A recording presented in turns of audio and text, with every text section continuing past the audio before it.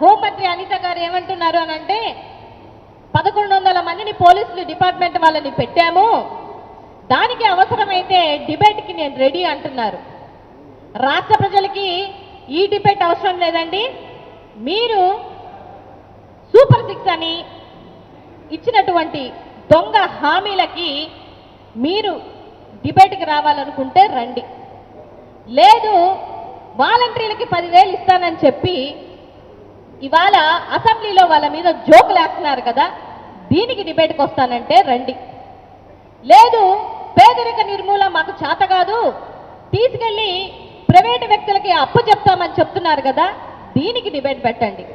లేదు యువతకు జాబ్ ఇవ్వలేము, చొక్కా పట్టుకొని మమ్మల్ని అడగండి అని చెప్పినటువంటి మేమే సంక్రాంతి అయిపోయింది, ఉగాది అయిపోయింది, శ్రీరామనవమి అయిపోయింది, సో ఏమీ చేయలేకపోతున్నాము అనేటువంటి సబ్జెక్ట్ మీద డిబేట్కి వస్తానంటే రండి. లేదు ఒక హోంమంత్రి మహిళ ఉండి గంటకి 3 అగత్యాలు జరుగుతున్నాయి, 3 ఏళ్ల చిన్నబిడ్డ నుంచి 66 సంవత్సరాల ముసలాలి వరకు రక్షణ లేకుండా ఏమీ చేయలేకపోయినటువంటి చాతకాని ప్రభుత్వం మాది అనుకొని డిబేట్ పెడతానంటే చెప్పండి.